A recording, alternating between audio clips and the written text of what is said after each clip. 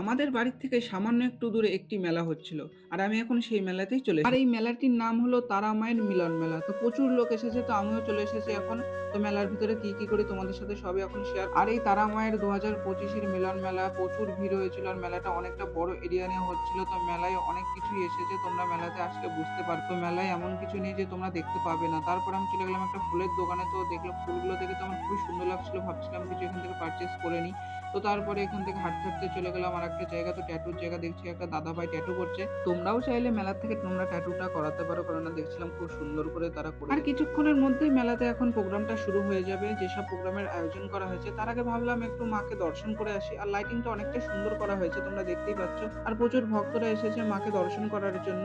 তো মায়ের কাছ থেকে আমি মাকে প্রণাম করে চলে আসলাম মেলার আর এই মেলাতে ঘুরতে, ঘুরতে চারিদিকে শুনছিলাম হরেক মাল ৳১০, ৳৫, ৳২০। তো এগুলো শুনতে, শুনতে মাথা ব্যথা হয়ে গেল। তো আমি চলে আসলাম এখন একটু প্রোগ্রাম দেখব। তো কিছুক্ষণ প্রোগ্রাম দেখার পরে আমারও অনেকটা লেট হয়ে গেছে বাড়ি যাওয়ার জন্য। কেননা বাড়িতে আমাকে এখন যেতেই হবে।